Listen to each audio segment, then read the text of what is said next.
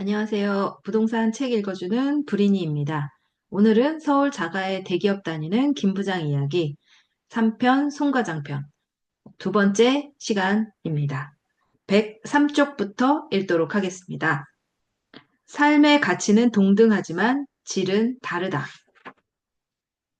첫 출근일이다. 요즘은 잘 늦지 않는다.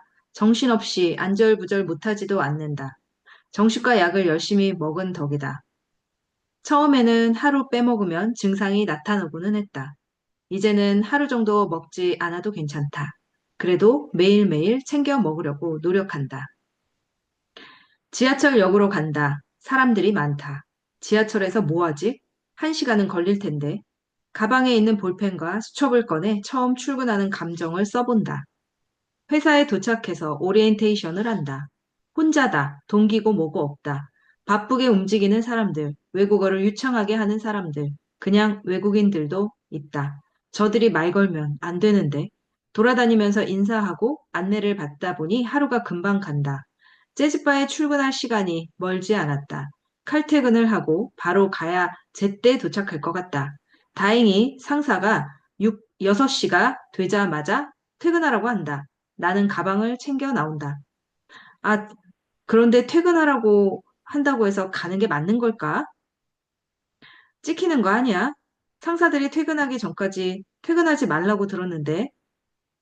에라, 모르겠다. 지하철에 간신히 타고 내리자마자 뛰어 정시에 재즈바에 도착한다. 휴, 다행이다.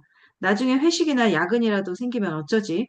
취직했다고 사장님께 말씀을 드리니 손님이 제일 많이 오는 금토일만 나오라고 일정을 조정해 주신다. 내가 꼭 필요하단다. 내가 누군가에게 필요한 존재라니 얼떨떨하다. 이유를 물어본다. 많은 키보드 연주자들을 봐왔지만 건반 하나하나 정성을 다해 누르는 건 내가 처음이라고 한다. 그렇다. 나는 잘 하지는 못해도 열심히는 한다. 머리가 나빠서 남들보다 두세 배로 공부했다. 아, 머리가 나쁘기보다는 정신질환 때문이다. 운동신경이 나빠서 체육 수행평가도 남들보다 연습을 두세 배 했다. 잘나지 않아서 몸이 고생하는 것이다. 그렇게 몸을 고생시키니 누군가 알아준다. 나의 이런 무식한 방법이 통하다니. 신은 다 살 길을 마련해 주시는구나. 감사합니다. 취업하고 처음으로 병원에 가는 날이다. 이제는 정신과 가는 게 아무렇지도 않다. 편의점 가듯이 간다. 의사 선생님에게 내 명함을 드리려고 한다. 자랑하고 싶다. 선생님 덕분에 취업도 했다고 고맙다는 인사도 하고 싶다. 안녕하세요, 선생님. 안녕하세요. 저 취업했어요. 내 이름 석자가 반듯하게 적힌 명함을 드린다. 선생님은 명함 앞뒤를 몇 번이고 들여다보며 말한다. 와, 정말 축하해요. 잘 될 줄 알았어요. 선생님 덕분이에요. 정말 고맙습니다. 에이, 제가 뭐 한 게 있나요? 아버님께 감사하다고 하세요. 제가 전에 말씀을 드렸나요? 저 재즈바에서 연주한다고? 네. 금토 일요일에 하니까 혹시 회식하거나 친구들과 술 한잔 하고 싶을 때 들르세요. 선생님께 한번 들려드리고 싶어요. 네, 꼭 한번 들를게요. 어때요? 약은 잘 맞나요? 네, 요즘은 시간도 잘 지키고 잘 안 잊어버려요. 조급한 것도 없고요. 좋아요. 2주치 드릴게요. 다음 진료 때 뵐게요. 네, 선생님, 감사합니다. 나의 첫 직장 생활은 순탄하다. 사람들도 좋고, 회사 위치도 좋고, 다 좋다. 불만족스러운 게 딱 한 가지 있다. 본사는 독일이고, 여기는 한국 법인인데, 왠지 모르게 독일인들이 시키는 대로만 움직이는 것 같다. 한국 법인 매출이 크게 늘었음에도 불구하고, 인원은 그대로다. 한국 법인 사장과 부사장 모두 독일인인데, 한국 직원들이 너무 일방적으로 그들에게 굽실거리는 것 같다. 상사에게 그럴 수 있다는 점은 이해한다. 충분히 기분을 맞춰줄 수 있다. 그런데 과장 정도 되는 독일인 파견직이 부장인 우리 팀장보다 연봉이 훨씬 높다는 것은 이해할 수가 없다. 일도 한국인들보다 설렁설렁한다. 출퇴근도 자유로워 보인다. 외국인이라 아무도 안 건드리는 것인지, 본사 사람이라 안 건드리는 것인지 모르겠다. 혹시 사장, 부사장과 어떤 관계가 있는 건가? 내 자리에서 멀찌감치 사장 자리가 보이는데 딱히 뭐 하는 건 없어 보였다. 독일인 과장도 업무와 관계없는 인터넷 서핑을 하다가 중간에 어디론가 사라졌다가 한참 후에 돌아오고는 했다. 그게 불편했다. 나랑 아무 상관없고 나에게 아무 피해도 주지 않는 그들이 내 눈에 자꾸 거슬렸다. 팀장이 나에게 지시 하나를 내렸다. 나는 금융 프로그램을 만드는 팀에 있었는데 고객용 이자와 내부용 이자를 구분하라는 것이다. 고객용 이자와 내부용 이자, 수식대로 계산을 해보니 내부용 이자는 18%, 고객용 이자는 8%로 무려 10% 차이가 난다. 팀장에게 불법이 아니냐고 물어봤더니 아니라고 한다.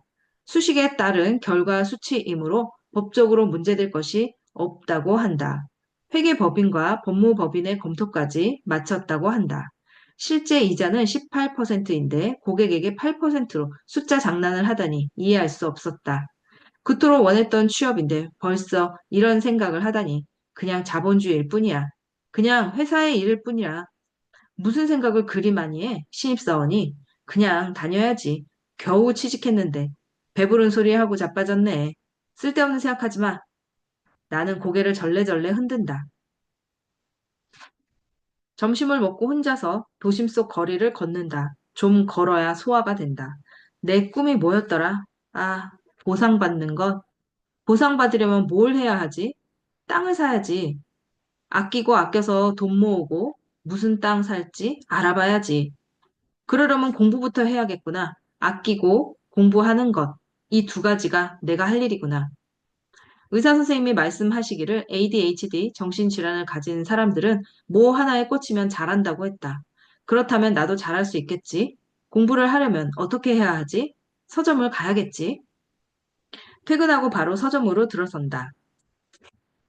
부동산 코너에 가서 땅, 토지, 글자가 들어간 책들을 모조리 빼낸다.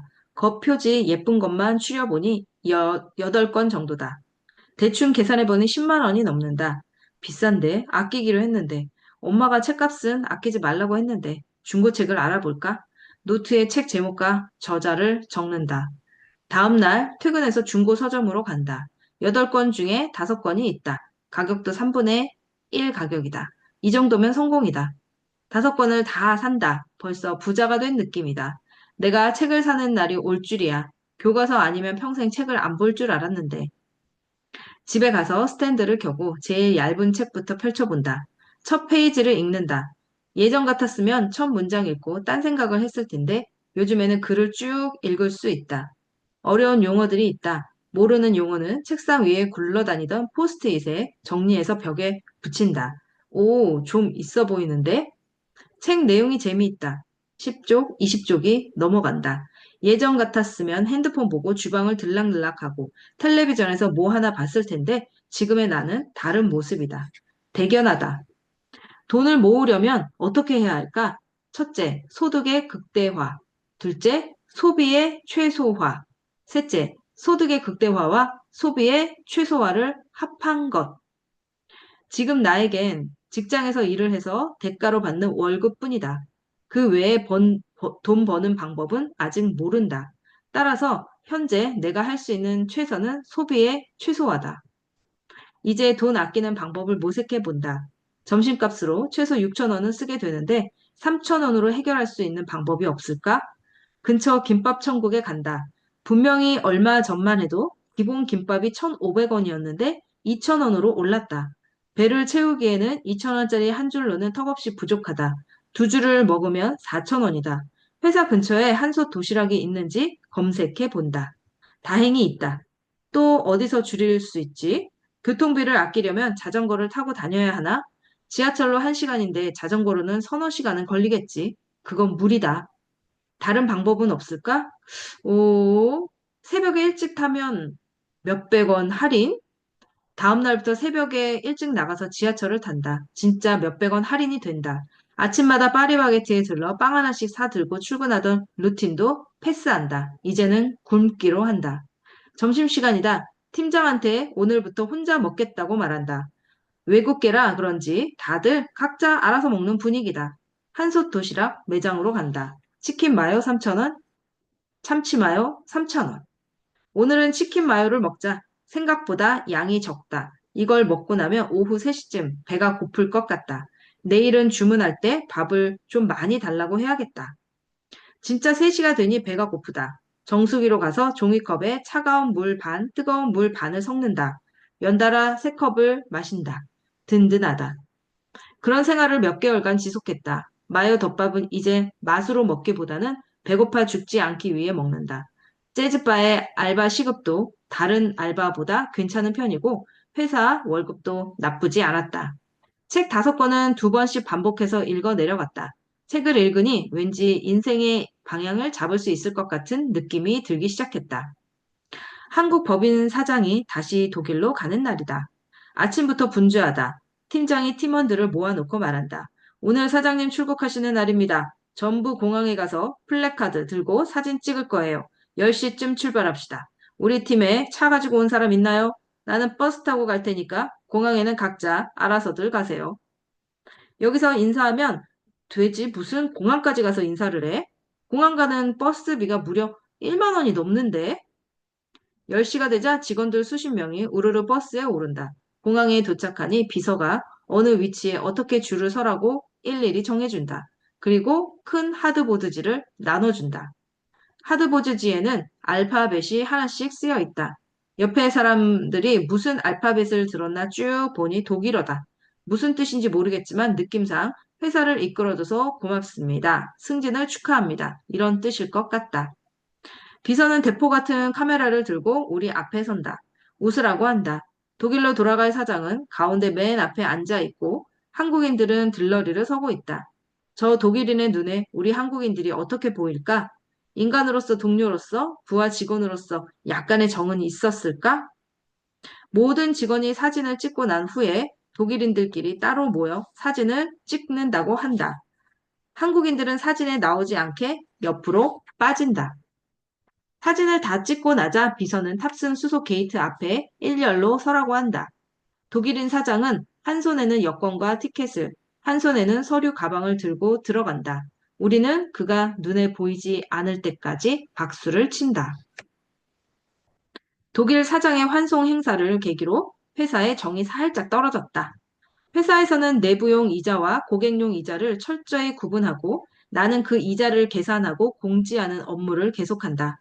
고객들에게 계속 사기를 친다는 느낌은 지워지지 않는다. 피로감은 점점 쌓여간다.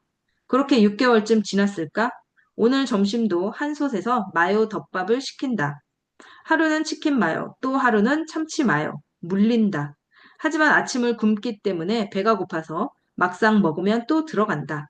어제 저녁을 조금 먹고 잤기도 했고 아침도 역시 안 먹었기에 내 얼굴을 아는 아주머니에게 밥 좀 더 주실 수 있어요? 라고 물어본다. 아주머니는 대답하지 않았지만 그 이후로 평소보다 서너 숟가락 정도 밥을 더 얹어주신다. 어느 날은 2명이 앉기에는 좁은 자리에 어떤 여자가 먹고 있다. 나는 벽에 최대한 붙어서 여자의 오른팔에 부딪히지 않으려고 몸을 비스듬하게 꺾고 앉는다. 내가 앉자 얼마 되지 않아 일어난다. 그녀는 고기 세트 도시락과 라면을 먹었는데 반찬과 컵라면의 면이 꽤나 남아있다. 그녀는 쟁반 통째 계산대 옆에 놓고 나간다. 아주머니는 주방에서 뚝딱뚝딱 조리를 하고 있다. 본능적으로 나는 그 쟁반을 다시 내 옆으로 가지고 온다. 반찬들을 내 마요 덮밥 위에 올려놓는다. 라면도 내 쟁반 위에 놓는다. 다시 그녀의 쟁반을 계산대 옆에 놓는다. 순식간이다. 갑자기 나의 식사가 풍성해졌다. 컵라면 면발도 아직 탱글탱글하게 살아있다. 배고픈 사람에게 자존심은 그저 사치이다. 그렇게 행복한 식사를 하는 도중 갑자기 회사를 그만둬야겠다는 생각이 든다. 고객들에게 사기를 치고 있다는 느낌이 지워지지 않는다. 집에 가서 취업 사이트를 뒤진다. 직장을 다니면서 취업 사이트를 보는 기분은 취업 준비생 때의 기분과는 완전히 다르다. 취업한 자의 여유와 약간의 거만함이 있다. 나는 어차피 불합격 인생이다. 떨어져도 본전이다. 국내 대기업만 골라 이력서를 넣는다. 2군데 최종 합격을 한다. 연봉이니 복지니 회사 규모니 그런 거 말고 집과 지하철 한 정거장이라도 가까운 곳을 선택한다. 1년 다녀보니 직장은 집과 가까운 게 최고다. 책에서 본 직주 근접이라는 단어가 이해가 간다. 회사에 퇴사 통보를 한다. 인사팀장과 퇴사 인터뷰를 한다. 내가 나가는 것을 아쉬워한다. 아쉬운 척 하는 건지, 진짜 아쉬운 건지 모르겠다. 마지막이니만큼 궁금한 점을 물어보기로 했다. 저보다 더 좋은 학교 나오고 스펙 좋은 사람 많았을 텐데 왜 저를 뽑으셨어요? 그게 궁금했어요. 학점은 나쁘지 않았던 것 같고, 사실 사람들 생각처럼 외국계가 영어 점수를 많이 보진 않아요. 단순히 스펙 높은 지원자를 원하지 않는다는 얘기지요. 면접에서 훈련된 대답을 하는 사람보다는 우리 회사 문화와 맞는 사람을 원해요. 제가 좀 달랐나요? 그럼요. 그러니까 지금도 기억하죠. 자기소개서를 정말 신선하게 쓰셨던데요. 거기다 면접 때 남자 지원자들은 하나같이 파란색 넥타이였는데 혼자 핑크색 넥타이를 메고 오셨죠? 어찌나 눈에 띄던지. 하하하하. 나는 다른 친구들처럼 취업 스터디 모임 같은 것을 하지 않았다. 자기 소개와 지원 동기는 그냥 내 마음대로 썼다. 그런 어리숙함과 솔직함이 먹혔던 것이다. 1년 동안 월급 통장에 매달 200만 원 약간 넘게 들어왔다. 1년간 절약하고 모은 돈은 2천만 원, 대략 2,500만 원을 받았고 500만 원을 쓴 셈이다. 가장 돈이 많이 들었던 것은 밥값, 책값, 교통비, 통신비 순이다. 그래도 책값이 2위에 있다는 게 나름 공부를 했다는 증거다. 집에는 꽤 많은 재테크, 부동산, 자기가발, 경제, 책들이 모였다. 돈을 벌고 싶다. 새로 취직한 국내 대기업은 전에 다녔던 외국계보다 연봉이 조금 더 높다. 더 바짝 절약해서 더 많이 모아 보상받을 수 있는 땅을 살 것이다. 보상을 많이 받아서 해외여행도 가고 내가 폐차시킨 아버지 차도 사드리고 경운기 소리 나는 우리 집 냉장고도 바꿀 것이다. 내가 돈을 많이 벌고 싶은 진짜 이유는 세 가지다. 첫 번째, 어머니와 말도 못하게 허름한 동네를 지날 때였다. 어머니는 네가 기억은 못하겠지만 여기가 예전에 우리가 살던 동네 중 하나야 라고 말씀하셨다. 내가 저기서 살았다고? 다 쓰러져가는 집들 수십 채, 수백 채가 빽빽하게 붙어 있었다. 기억 속에 있는 옛 집들보다 더 가난한 동네였다. 지금 살라고 하면 절대 못 살 곳이었다. 하지만 지금이라도 돈이 없어지면 다시 가서 살아야 할 곳이다. 저 쓰러져가는 집에 다시 들어가지 않기 위해서라도 돈을 벌어야 한다. 두 번째, 어머니는 내 고등학교 졸업 기념으로 가족 첫 해외여행을 준비하고 있었다. 어머니는 아끼고 아껴 500만 원이라는 돈을 모으셨다. 아버지의 사업은 규모가 커져 직원 수도 많아졌지만 계속되는 설비 투자와 직원 복지 확대, 막대한 접대 비용, 거래처의 부도 등으로 막상 집에 가지고 오는 돈은 얼마 되지 않았다. 어머니는 수년간 그런 돈을 어렵게 모으고 모아 500만 원을 마련했다. 그러던 어느 날 할아버지가 어머니에게 전화를 하셨다. 타던 오토바이가 고장이 났다며 새 것을 사달라는 얘기였다. 어머니는 아버지에게 별 얘기 없이 200만 원이 든 봉투를 할아버지에게 가져다 드렸다. 할아버지가 알았다면 어떻게든 수리를 하거나 아버지가 알았다면 어떻게든 수리를 하거나 아버지의 부족한 용돈을 털어서라도 돈을 드렸을 거라 생각하셨기 때문이다. 그런데 다음날 할아버지에게서 다시 전화가 왔다. 200만 원이 든 봉투를 잃어버렸다는 것이다. 이 말은 즉, 돈을 잃어버렸으니 200만 원을 또 달라는 뜻이었다. 혹시나 할아버지가 그 봉투를 어디 서랍에 두고 잊어버리신 건 아닌가 싶어 나와 엄마는 바로 할아버지 댁으로 달려갔다. 문이 열려 있어 대문 안으로 들어서려는데 할머니와 할아버지가 싸우는 소리가 들렸다. 할머니는 할아버지가 돈을 잃어버린 게 아니라 숨긴 거 아니냐며 두 분은 한참을 다투고 있었다. 어머니와 나는 한동안 대문 밖에서 조용히 싸움이 가라앉길 기다렸다. 그러고는 이제 막 도착한 척 밝은 목소리로 인사하며 200만 원이 들어있는 봉투를 드리고 돌아왔다. 그렇게 우리 가족 여행 경비는 500만 원에서 100만 원으로 줄었다. 외국 여행은 물 건너갔고 해외 대신 강릉으로 3박 4일의 여행을 떠났다. 돈 때문에 할아버지와 할머니는 싸우셨고 돈 때문에 우리 가족은 손꼽아 기다리던 첫 해외 여행을 가지 못했다. 세 번째, 만일 내 친구가 토지 보상을 받았다는 소식을 듣는다면 그 금액이 20년 넘게 번 돈과 비교할 수 없이 큰 금액이라면 내 마음은 괜찮을까? 아버지는 사업을 하고 계셨지만 근로자와 똑같이 공장에서 일을 하신다. 사장이지만 소득도 직원과 별반 다르지 않다. 일감이 많아서 수익이 나더라도 일감이 없는 기간에 적자를 메워야 했기에 결국엔 남는 게 별로 없다고 했다. 60억 보상을 받은 아버지의 친구는 거의 매일 골프를 치러 다닌다고 한다. 두 자녀를 미국으로 유학 보내고 가끔 미국으로 자식들을 보러 간다고 한다. 반면 아버지는 매일 손에 기름때를 묻히고 퇴근하신다.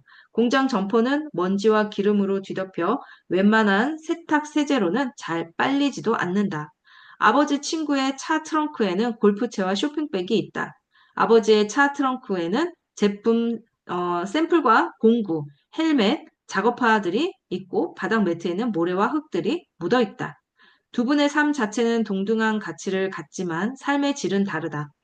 처음에는 직업 때문인 줄 알았는데 아니다. 결국 돈 때문이다. 이것이 내가 돈을 많이 벌어야겠다고 생각하는 세 번째 이유다. 내가 유명 운동선수나 연예인이 되지 않는 한 그런 큰 돈을 절대 만질 수 없을 것 같았다. 그렇다고 사업을 할 용기도 없었고 사업을 할 머리도 없었다. 공부처럼 혼자 할 수 있는 게 나와는 더 잘 맞기도 했다. 그래서 나는 아버지 사업을 물려받거나 다른 장사를 하지 않고 아버지 친구의 길을 가기로 했다. 그때는 자본소득과 노동소득이라는 개념을 잘 몰랐다. 그저 땅 부자와 사업가 또는 근로자라는 개념만 알았다. 책 50여 권을 읽고 난 후에야 자본소득에 대한 개념을 조금씩 이해하기 시작했다. 가난하게 살았음에도 아버지는 나라 탓, 사회 탓, 부모 탓을 하지 않았다. 그 때문인지 나도 누구 탓을 하지 않으려 한다. 서점에 가면 남들은 해외여행 준비로 여행 책자를 본다. 그들이 어느 나라, 어느 도시에 관련된 책을 보는지 살펴보기도 한다. 그들이 부럽기도 하지만 내 돈을 훔쳐간 것도 아니고 이 사회가 나를 일부러 가난하게 만든 것도 아니다. 그저 내 상황이 이런 것뿐이다. 그것을 인정하고 내가 이 상황에서 벗어나려고 공부하고 실천할 뿐이다. 변명만 늘어놓고 불평만 늘어놓고 불만만 늘어놓는 것은 어느 누구에게도 도움이 되지 않는다. 돈이 인생의 대부분을 일만 하다가 끝나게 만든다. 돈 때문에 아쉬운 소리를 해야 한다. 돈 때문에 배가 고파야 한다. 돈 때문에 추위에 떨어야 한다. 그 돈으로부터 자유로워지고 싶었다. 129쪽. 돼지고기가 들어있는 땅. 새로운 회사에 다닌다. 부모님은 자랑스러워 하신다. 외국계 회사보다는 국내 대기업에 더 만족해 하시는 눈치다. 효도했다는 기분이 든다. 내 동기는 대략 100명이다. 120명이 최종 합격했는데 20명은 다른 회사를 선택했다고 한다. 여기는 사내 식당도 있다. 나가서 사 먹지 않아도 된다. 돈을 아끼기 위해 노력한 부분 중 하나가 식비를 줄이는 것이었는데 돌이켜보면 노력이라는 희생에 가까웠다. 내가 선택한 것이라 스스로 노력하려고 미화했을 뿐이다. 돈을 아끼면 통장 잔고만 성장할 줄 알았는데 나도 성장했음을 느낀다. 정확히 말해서 나의 독함이 성장했다. 나랑 같은 층에서 일하게 된 동기는 10명 정도. 우리는 꽤 친하다. 다 같이 모여 탕비실에서 취업 준비하던 시절 이야기도 하고 각자 팀 분위기 이야기도 하고 처음 부여받은 업무 이야기도 한다. 동기가 있다는 게 이렇게 좋을 줄이야. 예전 회사에서는 혼자 말하고 혼자 대답했는데 지금은 상대방에게 말하고 상대방이 대답을 해준다.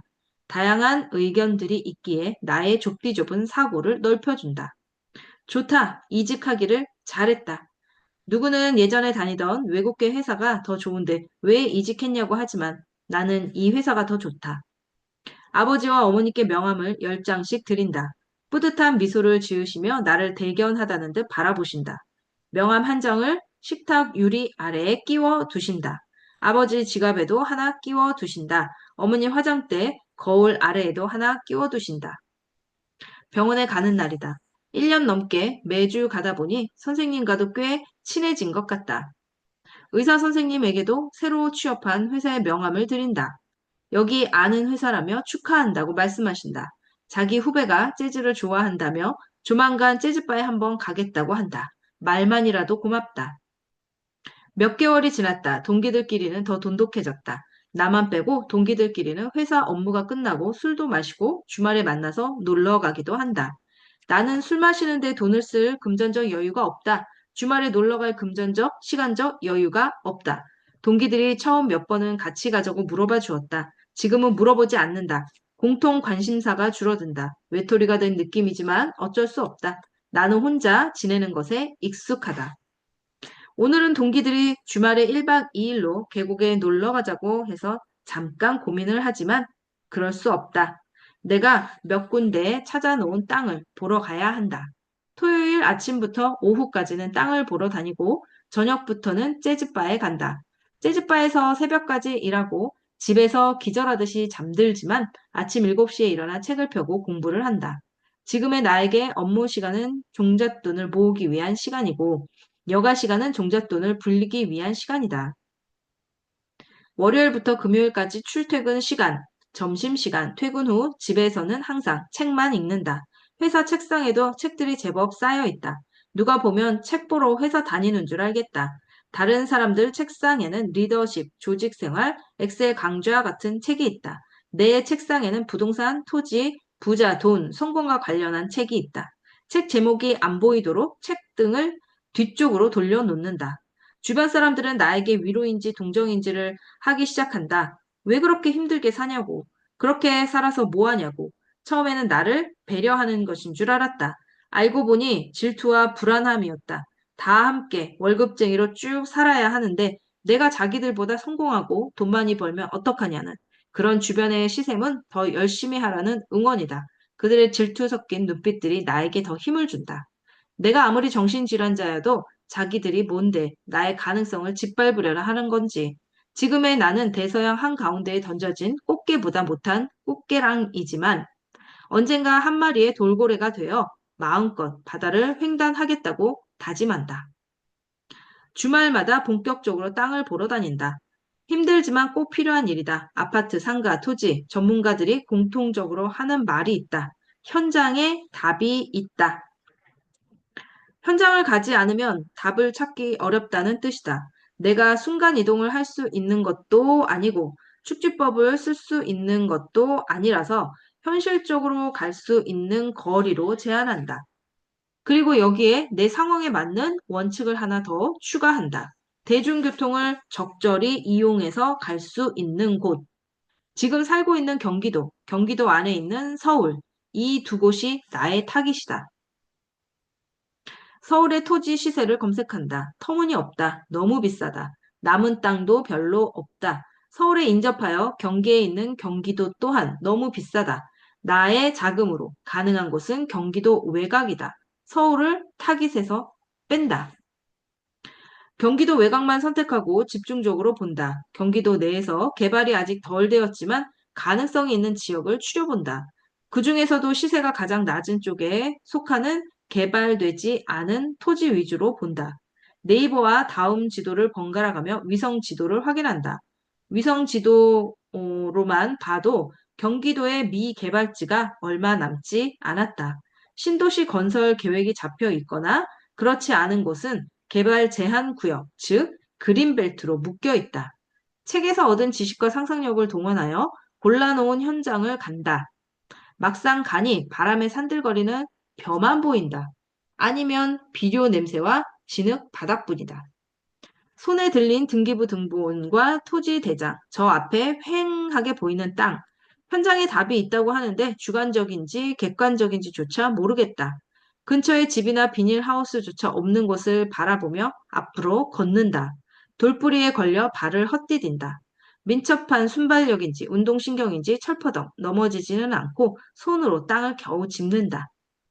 손을 털고 일어난다. 방금 여기는 분명 경기도 어딘가였는데 정신을 차려보니 가본 적도 없는 사하라 사막이 눈앞에 펼쳐져 있는 것 같다. 왜 답이 안 보일까? 내가 너무 서두른 건가?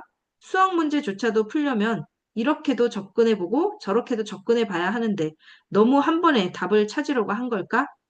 누군가 정답을 알려줬으면 좋겠다. 아니, 알려주지는 않아도 힌트라도 줬으면 좋겠다.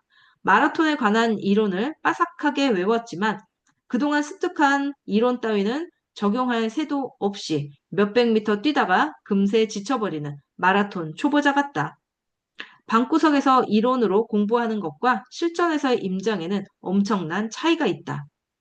그래도 성과가 아예 없는 것은 아니다. 지도에서는 평지처럼 보이는데 실제로는 안쪽으로 푹 들어가 있거나 경사가 있거나 불법 건축물이 있는 경우가 있다. 주변에 송전탑이나 묘지, 축사가 있는 경우도 있다. 특히 송전탑은 주민들이 왜 목숨 걸고 반대하는지 이유를 알 것 같다. 축사는 다른 곳으로 옮길 가능성이라도 있지만 송전탑은 한번 세워지면 갑자기 목성이 궤도를 이탈해서 지구와 충돌해 세상이 산산조각 나기 전까지는 그 자리 그대로에 있다. 집단 이기주의니 뭐니 그런 단순한 문제가 아닌 것 같다. 토요일 저녁 공연이 끝나고 일요일 새벽 2시에 집에 들어왔다. 씻고 눕는다. 자려고 하는데 귀에서 드럼 소리와 키보드 소리가 들린다. 스피커 옆에 몇 시간 동안 있어서 그런지 아직도 연주를 하는 것 같다. 그러다가 잠이 든다. 눈을 감자마자 알람 소리가 들린다. 아, 일어날까 말까? 일요일인데. 누가 약속이 있는 것도 아닌데. 수백 가지 핑계를 순식간에 만들어낸다. 모르겠다. 조금 더 자야겠다. 얼마나 잤을까? 깨어보니 오후 12시다. 해가 중천에 떠 있다. 꾸역꾸역 옷을 챙겨 입고 예정된 매물을 보러 간다. 목적지에 도착해 1시간을 넘게 걷다 보니 목 뒤가 따갑다. 머리는 용광로처럼 지글지글 끓는다. 티셔츠는 염전이다. 겨드랑이의 워터파크는 이미 개장했다. 더위에 지쳐 걸음걸이가 느려진다. 만사가 귀찮아진다. 알람에 맞춰 일어나 아침 일찍 왔더라면 이렇게 덥지 않았을 텐데, 이렇게 귀찮아지지도 않았을 텐데 후회가 된다. 왜 그때 나에게 자도 된다고 했을까? 나는 또 도망치는 놈이 된 걸까? 절실함이라는 게 있는 걸까? 목표도 정했고 공부도 하고 있고 최선을 다하고 있는 것 같은데, 아니, 최선? 최선을 다하고 있긴 한 걸까? 최선을 다한다. 이 모호한 말의 뜻은 뭐지? 여태까지 내가 해왔던 이 정도면 됐다라고 하는 태도, 이게 과연 최선일까? 김연아 선수와 이상화 선수가 젊음을 바쳐 얼음판 위에서 온몸을 혹사시킨 것만큼 내가 최선을 다하고 있는 걸까? 지금 내가 흘리는 땀은 그저 여름의 더위에 흘리는 땀이다. 그동안 남들이 쉬는 날 물건 몇 개 보고 몸이 피곤해진 것을 최선을 다했다고 생각한 것 같다. 아마도 최선을 다했다는 기준이 없었던 것 같다. 게임처럼 레벨이 올라가고 시험처럼 점수가 나오는 것도 아니다. 평가할 수 있는 기준을 만들어야겠다. 진짜 힘들어서 흘리는 마지막 땀 한 방울까지 쥐어짜내고 쓸 수 있는 에너지를 몽땅 써버리고 오늘이 끝나면 정신과 육체가 탈탈 털려 집에 돌아갈 기운조차 없는 수준이 되어야 진짜 노력을 다한 것으로 하자. 집에 돌아갈 힘이 남아 있다면 그날은 최선을 다한 게 아니다. 택시가 아니면 집에 갈 방법이 없을 정도가 되어야 최선을 다했고 노력을 한 것이다. 이것이 앞으로 나의 평가 기준이다. 그렇게 집에 도착하면서 나는 생각한다. 나는 오늘 꽤 괜찮은 놈이었다고. 책을 읽어보고 혼자서 임장을 다니며 독학을 했다. 그렇게 몇 달이 지났다. 시간은 참 배려 없이 흘러간다. 혼자서 공부하는 데에도 한계가 있다. 시간을 아끼고 싶다는 생각이 들었다. 어느 책에서 부동산 사장님의 지식을 내 것으로 만들라는 말이 있었는데 실천은 하지 못했다. 가끔 부동산 중개소를 갔지만 보고 싶은 땅을 그저 내 주관적으로 평가한 적이 대부분이었다. 땅값이 계속 오르고 있는 이 시점에서 부동산 사장님이라는 지식인을 만나야겠다. 내 주관적 평가가 아닌 전문가의 관점이 필요하다. 땅을 보러 가기 전 근처 부동산 중개소 몇 군데에 전화해 두고 주말에 여는지 물어본다. 여는 곳을 골라 약속을 잡고 간다. 아파트 주변에 있는 부동산과는 분위기가 다르다. 부동산 문을 연다. 문에 매달려 있는 종이 딸랑딸랑 소리를 낸다. 꽤 높은 음이다. 피아노 건반의 맨 오른쪽에서 세 번째 정도 음이다. 간판도 테이블도 소파도 모두 낡았다. 정수기 물은 왠지 수돗물인 것 같다. 사장님은 안에서 담배를 피셨나 보다. 냄새가 쩔어 있다. 안녕하세요. 무슨 일이세요? 손님이 들어왔는데 무슨 일이라니. 땅 보러 왔습니다. 아이고, 젊은 양반이 무슨 땅? 네, 땅 좀 보고 있는데요. 근처 좀 알아보러 왔습니다. 매물이 있는지도 궁금하고요. 이쪽 주변은 다 그린펠트인데 알고 왔어요? 네, 보상받을 만한 땅을 찾고 있어요. 보상? 어느 세월에 그린벨트 풀리려면 총각 손주가 태어날 때나 가능할걸요? 네? 아, 네. 그리고 요즘 깐깐해져서 보상도 막 안 줘요. 공시가랑 시세랑 계산해서 하는데 시세보다 못 받는 경우도 많아요. 그래서 요즘은 보상받는 거 안 좋아해. 여기 땅 주인들은 내 꿈이 보상받는 거였는데 땅 주인들은 보상받는 거 안 좋아한다니. 이게 무슨 말인가? 그린벨트 풀린다, 개발한다, 뭐 어쩐다 이런 말 나오면 땅값 오르고 땅 사겠다는 사람들 많아지면 그때 비싸게 팔지. 좀 아는 사람들은. 땅을 파는 사람이 많나요? 그럼 많지요. 그러니까 내가 30년째 여기서 먹고 살고 있지. 네, 꼭 보상을 받지 않아도 시세 차익을 거두라는 말씀이시네요. 맞아요. 좋은 땅은 서로 사겠다고 난리거든. 그래, 꼭 보상만이 답은 아니다. 물건을 싸게 사서 마진을 붙여 팔듯 땅도 그렇게 하면 된다. 그런데 땅도 시세가 빠지고 그러나요? 아파트는 그럴 수 있어도 땅은 그렇게 확 빠지지는 않아요. 그렇지만 아무래도 땅은 팔기가 아파트보다는 어렵지요. 찾는 사람이 그보다는 적으니까 땅은 부동산에서도 고수의 영역이에요. 땅에 한번 맛들리면 아파트, 상가 이런 거 못해요. 총각은 땅 보는 거 처음인가 보네. 보러 다니기만 했지. 아직 한 번도 사본 적이 없어요. 매물 지금 나온 것 중에는 괜찮은 건 없고, 하나 나오면 연락해 줄 테니 연락처 주고 가요. 짧은 순간, 짧은 대화였지만, 책에 없는 많은 것을 배웠다.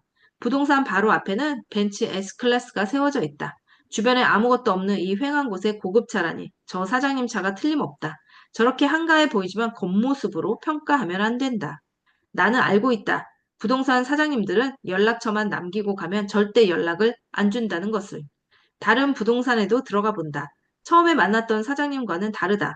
엉뚱하게 주변 아파트를 소개하거나 나 같은 초보자가 봐도 이상한 땅 매물을 소개한다. 별로다. 이 사장님들한테는 내 핸드폰 끝자리, 마지막 한 자리를 다르게 알려주고 나온다. 처음 갔던 부동산에 다시 가야겠다. 다음 주에는 점심시간에 맞춰 짜장면 미리 주문해놓고 가야지. 같이 식사라도 하면서 그분의 지식을 내 것으로 만들어야겠다고 다짐한다. 집으로 돌아오는 길에 많은 생각을 한다. 인생을 살아가면서 고수를 만날 필요가 있다. 앞으로 고수들을 찾아 지식을 더 깊고 넓게 키워야겠다고 마음먹는다. 집에 도착해 서둘러 양복으로 갈아입는다.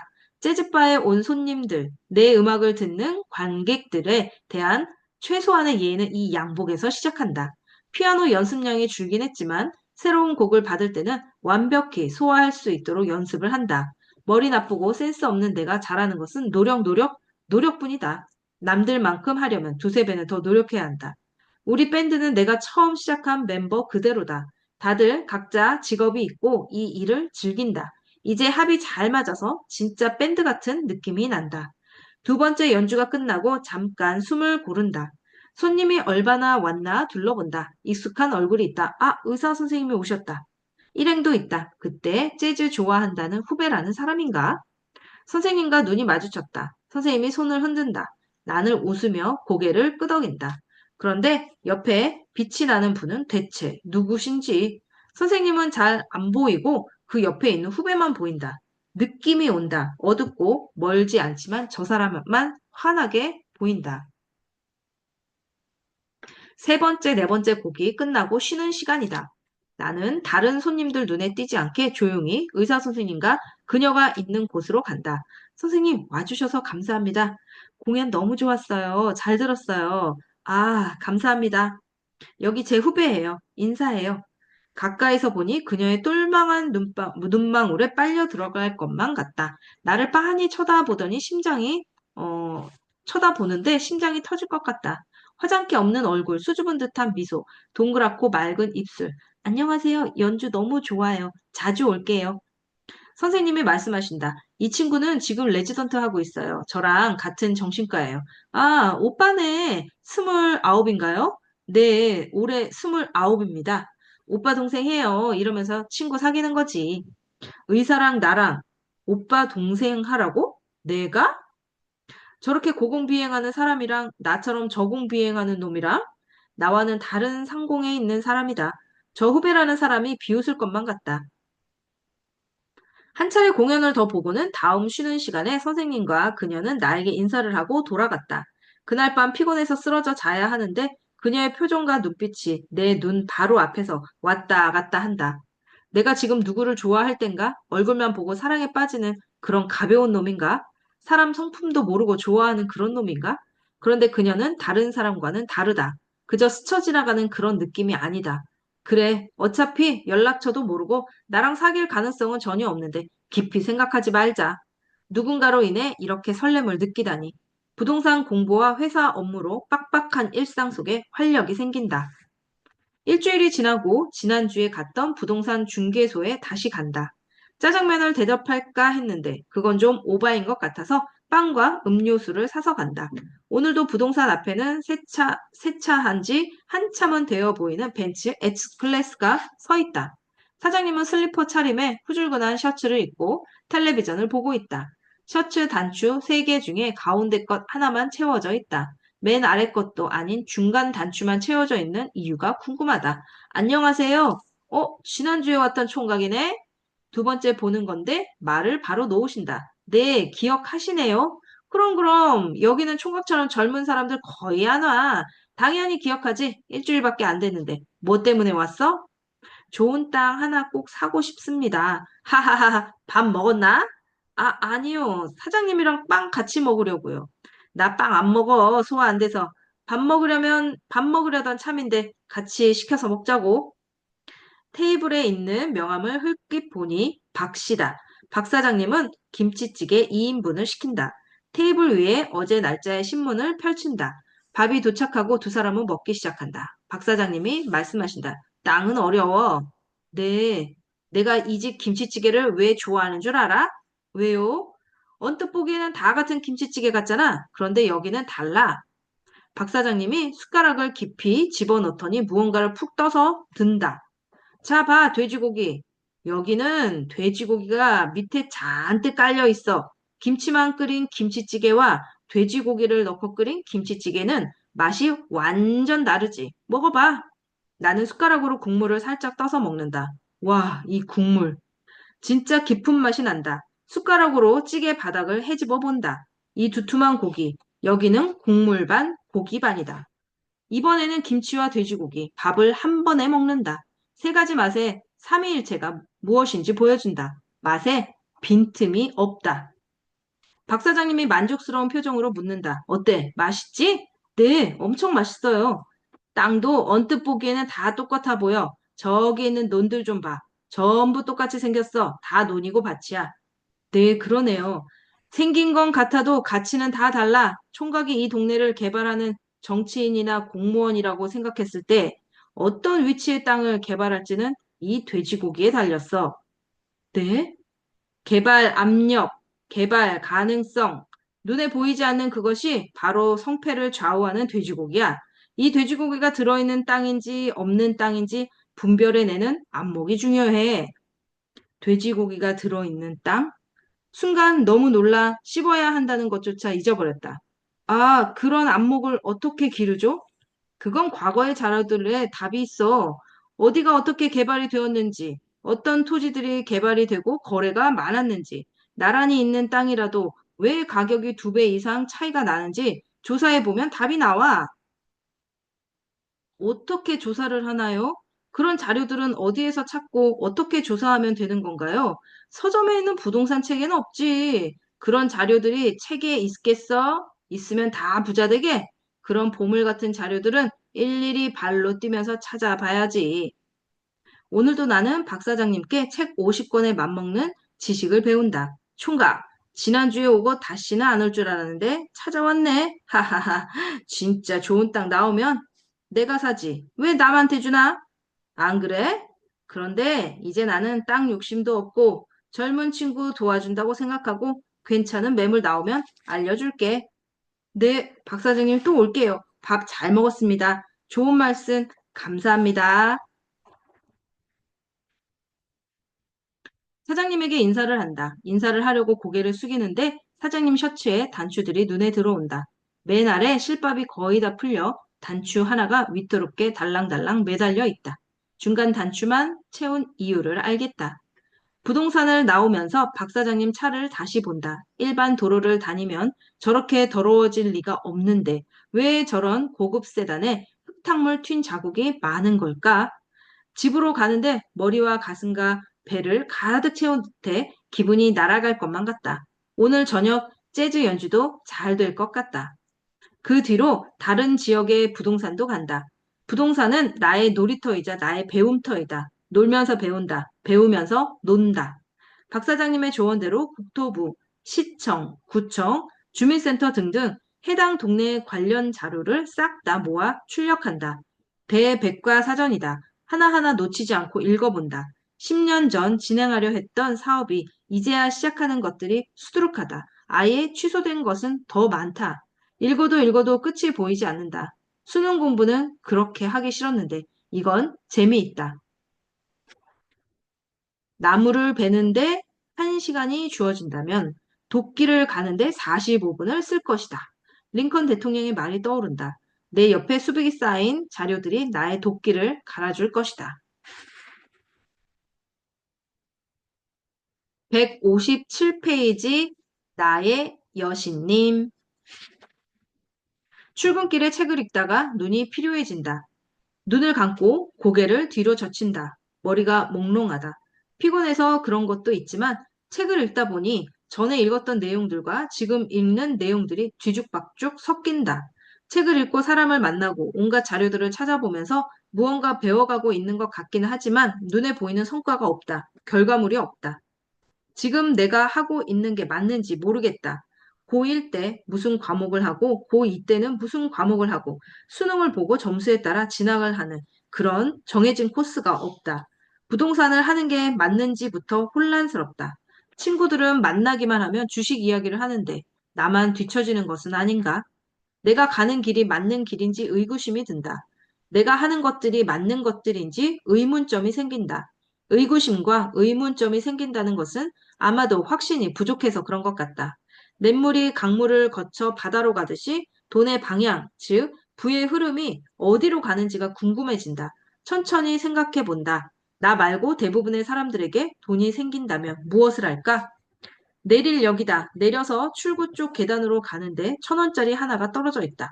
주울까 말까? 생각하는 사이 등산복 입은 아저씨가 한치의 고민도 없이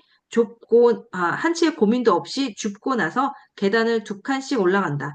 역시 생각은 오래 하면 안 된다. 그나저나 저 아저씨는 갑자기 생긴 저 1,000원으로 무엇을 할까? 아마도 아이스크림 사 먹겠지.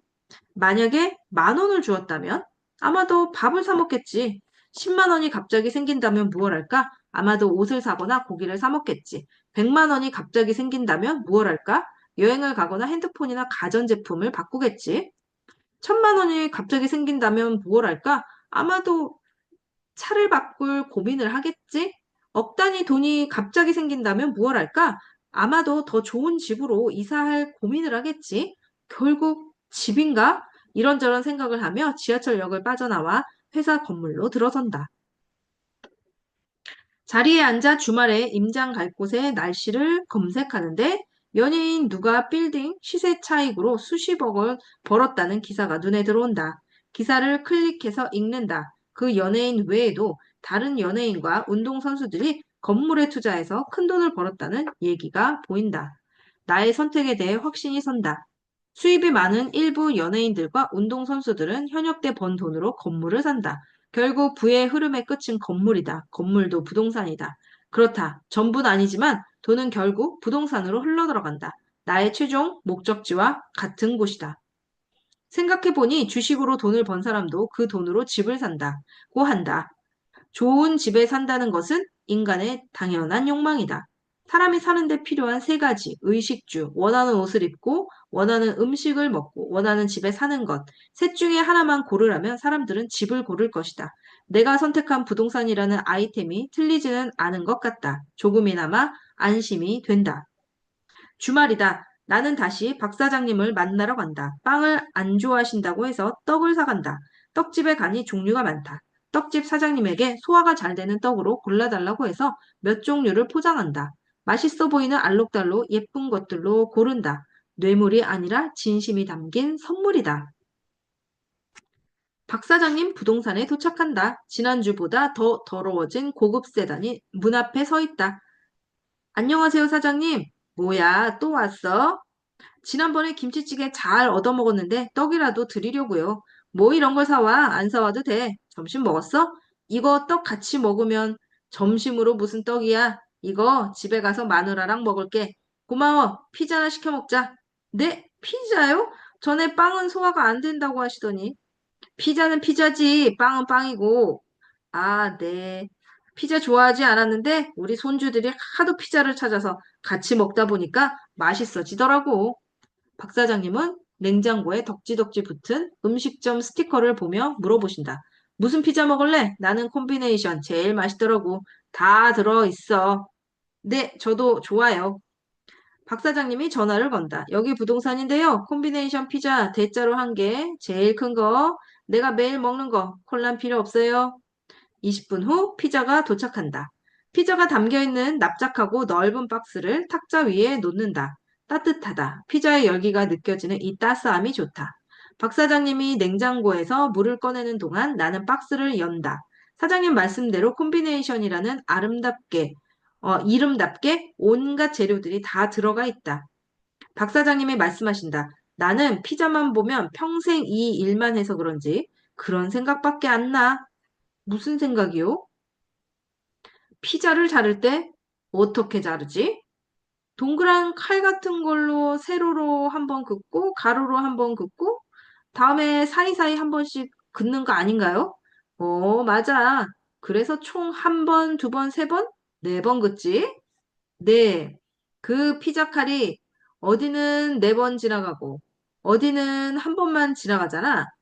근데 그게 왜요? 꼭 도로 같지 않아? 그냥 거기서 끝나는 도로가 있고 어쩔 수 없이 다른 도로들과 연결될 수밖에 없는 도로가 있어. 그게 내가 좋아하는 도로야. 순간 머리가 띵했다. 그 도로 옆에 있는 땅들은 어떻게 될까? 말 안 해도 알지? 그런 땅들을 찾는 게 내가 하는 작업이고 총각이 찾는 땅이고 맞나? 네. 겉으로는 고개만 끄덕거리고 있지만 마음속으로는 허리를 90도로 굽혀가며 감사하다는 인사를 한다. 박 사장님은 피자 끝에 딱딱한 부분을 이리저리 보면서 말씀하신다. 이 끝에 있는 딱딱한 빵 부분 있잖아. 중심에서 멀어지면 멀어질수록 가치가 낮아져. 그래서 사람들이 안 먹고 버리는 건가? 부동산 관점에서 따지면 버리는 게 맞아. 중심에서 멀리 있으니까. 멀리 있는 땅들은 얼마든지 있어. 결국 부동산은 입지라고 하는 거야. 오늘 박 사장님의 강의 핵심은 바로 이것이다. 도로와 입지. 박 사장님은 다른 피자 조각을 집어 반으로 접고 뾰족한 부분부터 크게 한 입 베어 문다. 나는 방금 얘기에 충격을 받아 피자 맛을 거의 느낄 수가 없다. 부동산 공부 좀 하고 있어? 네, 자료들을 찾아보고 있어요. 이해가 돼? 안 되는 게 더 많아요. 학교에서 이해가 안 되면 어떻게 하라고 배웠지? 네? 이해가 안 되면 외워. 외우다 보면 이해가 가게 돼 있어. 아, 네. 학생 때 이해가 가지 않는 수학 문제는 그냥 외워버리라는 선생님 말씀이 떠오른다. 박 사장님은 세 조각을 드신 후에 나보고 나머지 다섯 조각을 다 먹으라고 한다. 음식을 남기는 게 예의가 아닌 것 같아 꾸역꾸역 모두 삼킨다.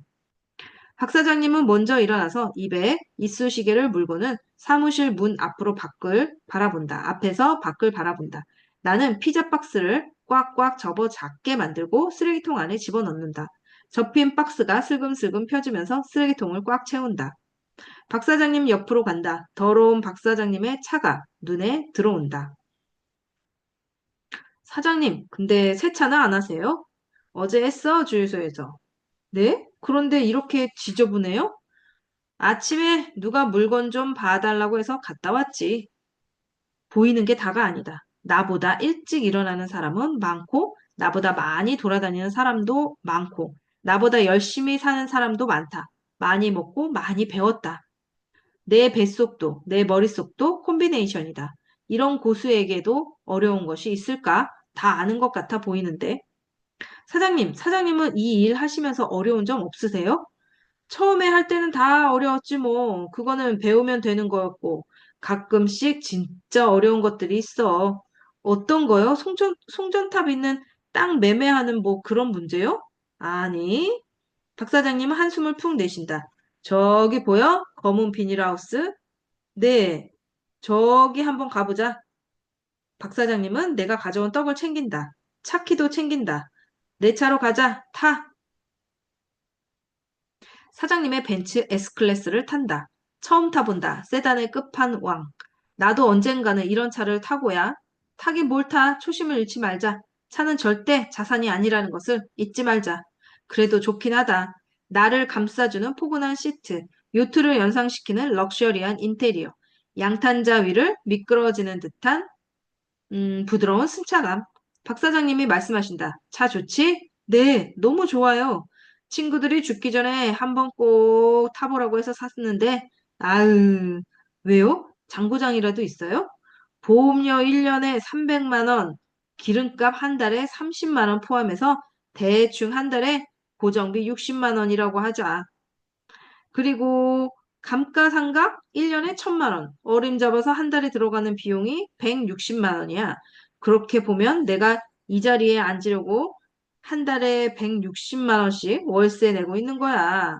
완전 돈 먹는 하마지. 아, 그렇게 계산도 되네요. 워낙 비싼 차라서. 나도 드디어 이런 차 타보는구나. 승차감 죽이는구나 싶긴 했는데, 처음 일주일만 좋더라고. 그리고 여기 핸들에 박혀있는 삼각별이 나한테 계속 말을 해. 당신을 성공한 사람으로 인정합니다. 그러니 앞으로도 쭉 이 삼각별과 함께 합시다. 이러는 거야. 이 로고 진짜, 만든 사람 천재야, 천재. 네. 좀 타다가 감가 더 빠지기 전에 팔아야지. 내가 미쳤다고 차에다 160만 원씩 월세 내고 있어. 내 부동산 사무실 월세가 150인데 한 달에 몇 번 타지도 않는 차에 160만 원? 어이구 참. 검은 비닐하우스 앞에 도착한다. 저쪽에서 허리가 거의 90도로 구부러진 할아버지가 걸어오신다. 아주 천천히 걸어오신다. 1미터를 이동하는데 5걸음이 필요할 정도로 보폭이 작다. 돌아가신 할아버지가 생각난다. 박 사장님은 비닐하우스의 문을 연다. 어르신 계세요? 누구? 박 사장? 네, 떡 좀 드시라고요. 들어와. 할머니의 목소리가 들린다. 박 사장님은 나보고 들어가라고 손짓한다. 그런데 비닐하우스에 농작물이 쌓여 있을 거라 생각했는데 사람이 살고 있다. 왜 집이 있는 거지? 여기서 사시는 건가? 그냥 쉬는 장소인가? 문을 열고 아까 본 할아버지가 들어오신다. 어르신, 떡 좀 드세요. 아이고, 고마워, 박 사장. 별일 없으시죠? 뭐 노인네가 별일은 똑같지 뭐. 드세요. 가볼게요. 밖으로 나와 박 사장님과 나는 나란히 차 쪽으로 걸어간다. 내가 알기로 이 땅의 지목에서 이렇게 집을 만들고 거주하는 것은 불법이다. 저 할머니, 할아버지 여기에서 사시는 거예요? 사연이 있지. 불법 아닌가요? 불법이지. 여기 내 땅이야. 네? 여기 땅이 원래 저 어르신들 거였는데 자식들이 사업자금 된다고 담보로 대출을 받았어. 그런데 사업이 쉽나? 대출 못 갚아서 경매로 넘어갔지. 그걸 내가 낙찰을 받았는데 비닐하우스 안에 저렇게 사람 사는 집이 있을 줄 상상이나 했겠어? 여기서 부동산 한지 몇십 년인데 저기 사람이 산다는 건 생각도 못 했네. 그래서 어떻게 하셨어요? 자네라면 어때? 저 갈 곳 없는 노인들을 쫓아낼 수 있어? 아니요. 그렇다고 신고할 수도 없고, 당장 갈 데도 없는 노인들인데, 그냥 살면서 농사 지으시라고 했어.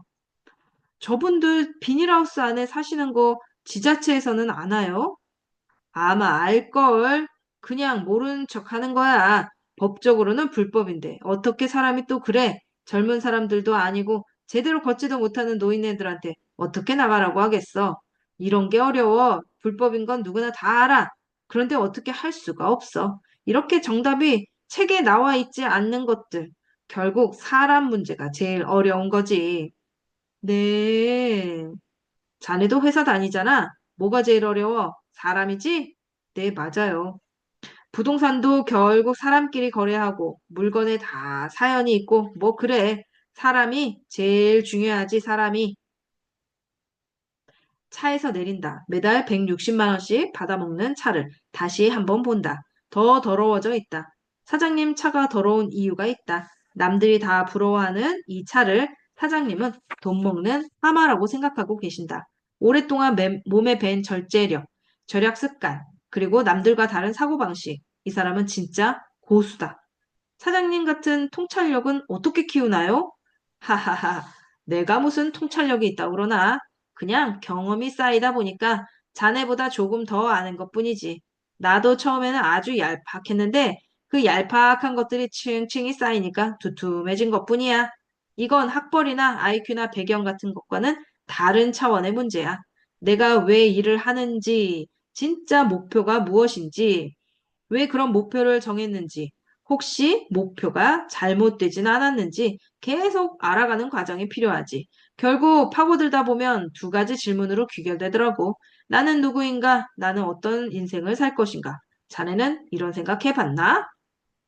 음, 대학생 시절 소파에 누워 TV 보면서 한 마리의 연체동물처럼 흐느적거릴 때요.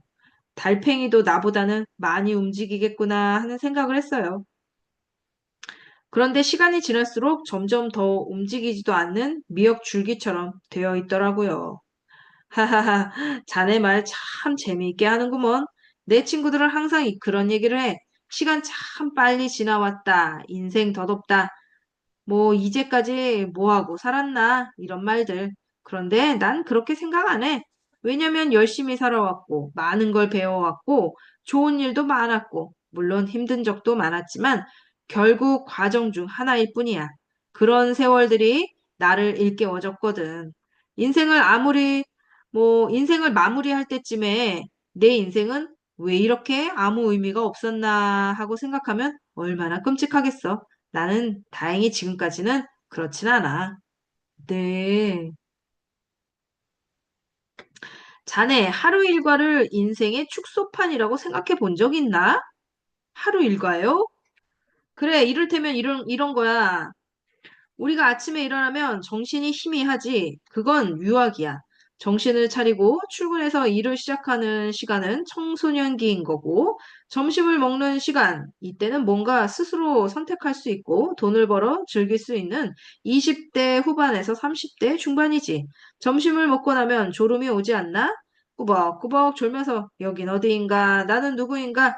졸면 안 되는데, 일어나야 하는데, 눈은 왜 감기지? 이런 생각하며 몽롱하게 꿈과 현실 사이를 헤매는 이때는 30대 후반에서 40대 중반. 시간이 지나서 어느 정도 잠이 깨고 오늘 뭐 했나 되돌아보는 시간이 40대 후반에서 50대 초반인 셈이지. 그러다가 저도 모르게 퇴근 시간이 되어 회사를 벗어나는 시기는 50대 중반?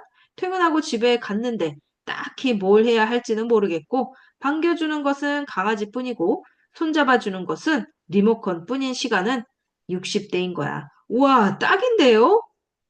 저녁 먹으며 TV를 보는데 아나운서만 다를 뿐 수십 년째 같은 내용인 뉴스. 그 뉴스가 지겨워 어느새 내셔널 지오그래픽 나오는 기린이나 사슴을 보며 자연의 아름다움과 경이로움에 감탄하다가 사자가 그런 동물들을 잡아먹는 것에 가슴 아파하지만 한편으로는 자연의 섭리라는 것에 고개를 끄덕이며 스르르 잠이 오는 때는 70대.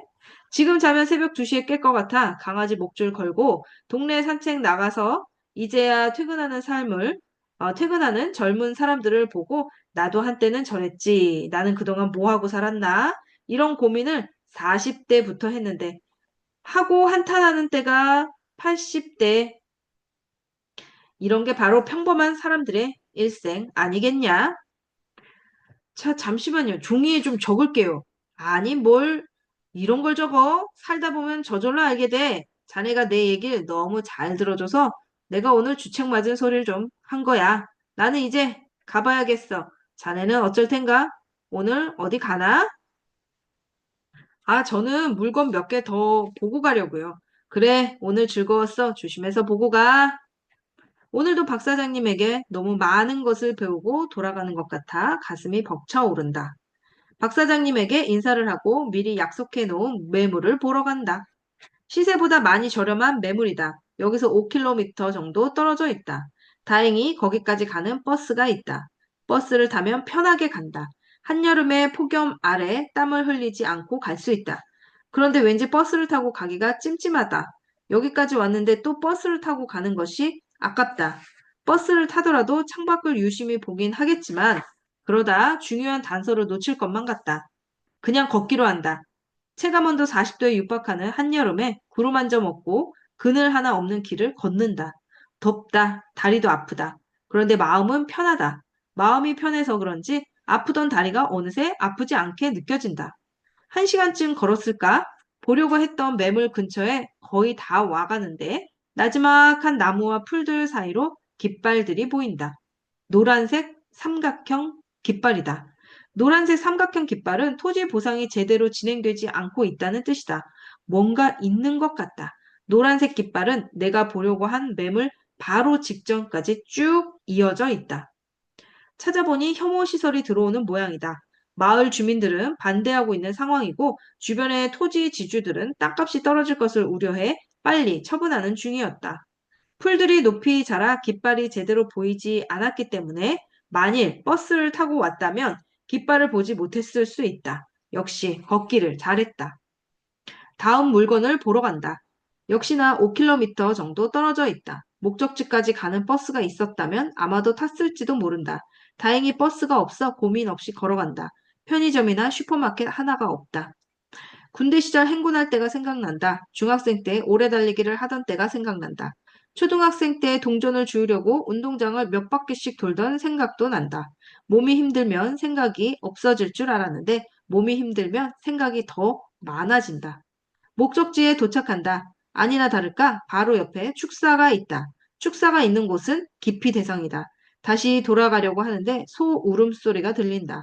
이왕 온 거 소 구경이라도 하고 가야겠다. 소똥 냄새와 사료 냄새가 예고 없이 콧 속으로 파고든다. 입으로만 숨을 쉰다. 어떤 소들은 누워있고, 어떤 소들은 먹고 있고, 어떤 소들은 자고 있다. 참 편해 보인다. 나도 그냥 먹고 자기만 하면 안 될까? 그때 부스럭거리는 소리가 났다. 누구세요? 아, 안녕하세요. 여기 땅 좀 보러 왔다가 잠깐 소 구경하고 있습니다. 아, 축사 때문에 실망하셨겠어요? 네? 아, 아니요. 여기 오는 사람들 다 축사 있는 거 보고 욕 한마디씩 하고 가요. 네. 저 앞에 땅 보러 오신 거 맞죠? 그거 사셔도 돼요. 네? 민원도 맨날 들어오고 더 이상 저도 못 해 먹겠어요. 그래서 이거 다음 달에 접을 거예요. 그러니까 사셔도 돼요. 어리벙벙하다. 이건 현장에서만 들을 수 있는 고급 정보다. 축사 때문에 주변 땅값이 꽤 오랫동안 정체되어 있었다. 이곳 시세는 축사만 나가면 건너편에 축사 없는 곳에 시세만큼 바로 올라갈 수 있다. 근처 농협에 가서 대출을 알아보고 통장의 잔고까지 더해본다. 돈이 부족하다. 나의 종잣돈이 아직 부족하다. 그렇게 아까운 매물을 코앞에서 놓치고 만다. 부동산은 역시 현장이다. 부동산은 걷는 자에게 황금 열쇠를 쥐어준다는 것을 점점 실감해 간다. 2주가 지났다. 여전히 재즈바에 출근한다. 연주를 시작하려는데 의사 선생님의 후배가 친구 한 명과 같이 들어온다. 이번에도 그녀에게 후광이 비추는 것 같고 머리 위에는 무지개가 떠 있다. 그때 느꼈던 빛이 가짜가 아니었다. 두 번째 보는 지금도 빛이 보이는 걸 보니 그 빛은 진짜다. 그녀가 고개를 살짝 숙여 인사한다. 나도 허리와 고개를 살짝 숙여 인사한다. 떨린다. 여태까지 살면서 처음 느껴보는 감정이다. 설마 이게 사랑? 그래, 내가 늘 하던 짝사랑. 그런 거겠지. 내 주제에 무슨 사랑이야. 베이시스트 편의점 사장이 연주를 시작하자고 신호를 보낸다. 드럼이 먼저 시작한다. 탁탁탁탁. 베이스 기타와 키보드가 동시에 들어간다. 사장님의 제안대로 오늘은 빠른 곡으로 시작한다. 떨릴 때는 차라리 빠른 곡이 낫다. 악보는 머릿속에 있고 귀는 양쪽 다 잘 들리고 눈도 둘 다 잘 보이고 손가락만 잘 움직여주면 된다. 처음 연주할 때만큼 떨린다. 표정도 중요하다. 무표정한 것보다는 드라마 속 유아인 느낌이 나도록 해야겠다. 살짝 심취한 듯하지만 너무 과하지는 않게. 실수로 건반 몇 개를 겹쳐 눌렀다. 괜찮다. 재즈의 장점 중 하나가 틀려도 별 티가 안 난다는 것이다. 오늘 그녀가 오는 줄 알았더라면 머리에 왁스라도 바르고 오는 건데 의사 선생님이 자기 환자라고 말씀하셨을까? 뭐 어때? 차라리 아는 게 속편하지. 손가락은 바삐 움직이는데 생각은 다른 데 가 있다. 5곡 연주를 끝내니 20분 쉬는 시간이다. 그녀가 있는 테이블에 가볼까? 가도 되나? 지난번에는 의사 선생님이 있어서 갔는데 지금은 없다. 어떡하지? 야, 너 아는 손님이야? 인사나 하고 와. 사장님의 말에 맞이 못하는 척하고 테이블로 향한다. 감사합니다, 사장님. 자리로 가서 조심스럽게 인사한다. 아, 안녕하세요. 안녕하세요. 오늘 공연도 너무 좋아요. 아, 와주셔서 감사합니다. 아, 이제 무슨 말을 해야 하지? 여기서 이렇게 끝내면 너무 아쉬울 것 같다. 초집중해서 다음 대화거리를 만들어야 한다. 빨리, 빨리, 빨리. 여기 안주 맛있네요. 다행히 그녀가 먼저 말을 꺼낸다. 네, 주방장 형님이 요리를 잘해요. 다행히 한마디는 넘겼다. 아, 이제 무슨 말을 하지? 이대로 끝나면 너무 짧잖아. 아무 말이나 해보자. 저 연락처, 네? 무슨 개소리야. 갑자기 무슨 연락처를 달래? 여기가 무슨 헌팅포차니? 빨리 핑계거리를 만들어. 혹시 듣고 싶은 곡 있으시면 문자로 주세요. 제가 연습해 올게요. 와, 나의 감춰줬던 센스가 여기에서 나오는 건가? 핑계 죽인다. 아, 그래 주시면 너무 감사하죠. 010 땡땡땡. 재즈도 좋고 클래식도 할 줄 아니까 좋아하시는 거 다 알려주세요. 이 정도면 성공인가? 나는 다시 멤버들이 있는 곳으로 가서 목을 축인다. 얼떨결에 전화번호를 받았다. 치료하는 사람과 치료받는 사람, 고공비행하는 사람과 저공비행하는 사람, 참 안 어울린다. 그래도 그나저나 뭐라고 저장하지? 의사 선생님 친구? 그냥 선생님? 여신님이라고 저장한다.